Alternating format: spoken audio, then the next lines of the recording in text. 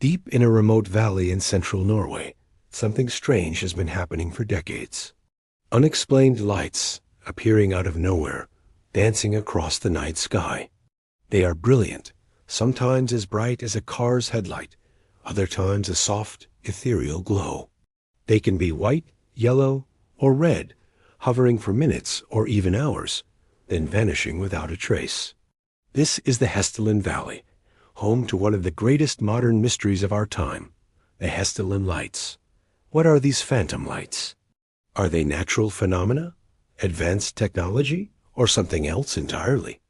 Today, we journey into the heart of Norway to uncover the secrets of the Hessdalen Lights.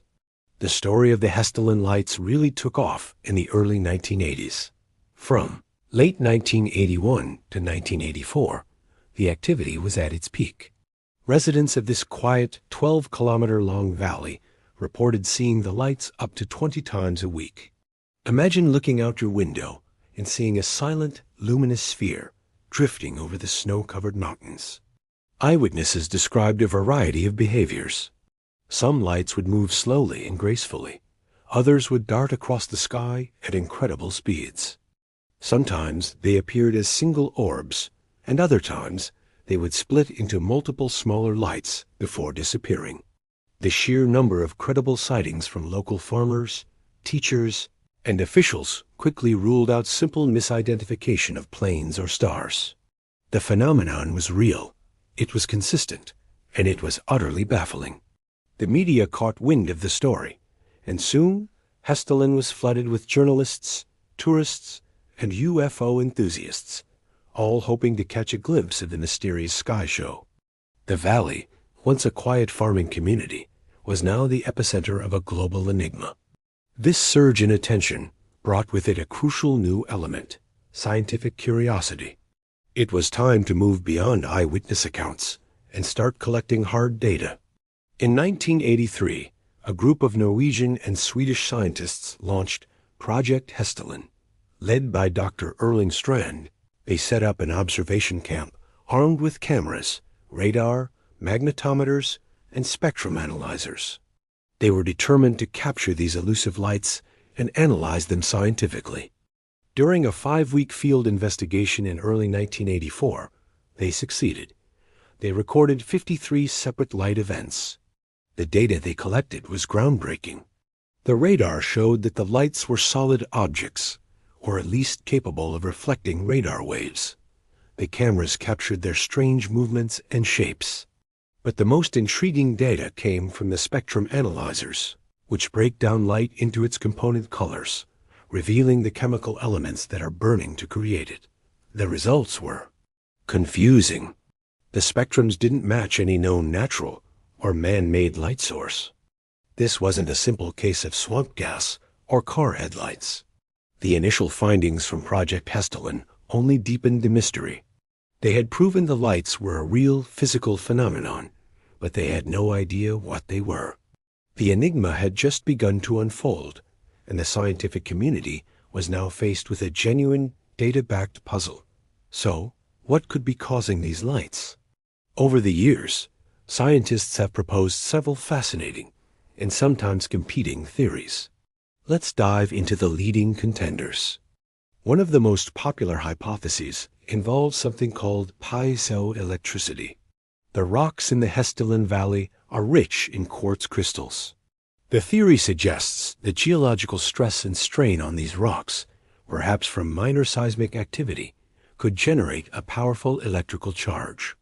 This electrical field could then ionize the air and dust, causing it to glow. It's a compelling idea because it roots the phenomenon firmly in the local geology. However, it doesn't fully explain why the lights are so often structured as cohesive, moving orbs, or why their activity seems to fluctuate so dramatically over time. Another prominent theory focuses on radon, a radioactive gas that is known to decay in the valley. The idea here is that radon dust particles, when released into the atmosphere, could react with the air. The alpha particles emitted during radon's decay could ionize the surrounding air, and if this ionized air, or plasma, gets trapped in an atmospheric pocket, it could form a glowing ball. Some researchers have suggested that this process might involve the combustion of dust containing elements like scandium, which is also found in the area. This theory, proposed by Italian scientist Jader Monari, suggests the lights are a form of burning air, a complex electrochemical reaction. This could explain the varying colors and the energy of the lights. But like the piezoelectric theory, it struggles to account for the highly structured and intelligent-seeming movements reported by so many witnesses. How does a ball of burning gas decide to hover, accelerate, and then change direction on a dime? Then there's the plasma theory. This is a broader category that encompasses several ideas. The Hessdalen Valley could act as a giant natural battery. One side of the valley has rocks rich in copper, and the other side has rocks rich in iron and zinc. The river that runs through the valley floor contains sulfur, creating a kind of electrolyte. This setup could generate an electrical current, creating an electromagnetic field powerful enough to turn the air and dust into glowing plasma balls. Dr. Björn Geidel-Hage, a key researcher with Project Hessdalen, has championed this valley battery model. He even managed to replicate the phenomenon on a small scale in a lab, creating light orbs by passing electricity through dust collected from Hessdalen. This model is very compelling because it uses all the unique geological and chemical features of the valley itself to explain the lights. It explains why this phenomenon is so localized to Hessdalen. But even this elegant theory has its limits. It still doesn't fully explain the high-speed movements or the complex structures sometimes observed, like lights that appear to have smaller, satellite orbs orbiting them. So, where does that leave us today? The research is far from over. Project Hessdalen evolved from a temporary field study into a permanent, ongoing scientific endeavor. In 1998, they installed an automated 24/7 monitoring station in the valley, known as the Hessdalen AMS. This blue box, equipped with a range of cameras and scientific instruments, continuously scans the skies day and night, capturing data and sending it to scientists around the world. The AMS has captured hundreds of images of the lights and collected invaluable data on their spectra and behavior. This continuous stream of information is crucial.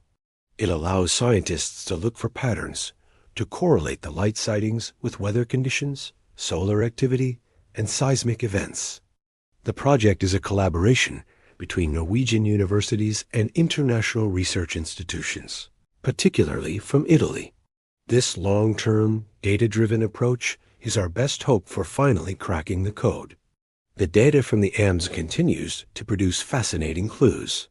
For instance, researchers have noticed that the lights often appear when there is a specific temperature inversion in the atmosphere. They've also found that the light spectrum can change over its lifespan, suggesting a complex, evolving chemical process.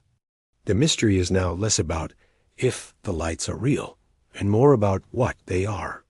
Each new piece of data refines the existing theories or opens the door for new ones. One of the more exotic hypotheses that still lingers is the idea of wormholes.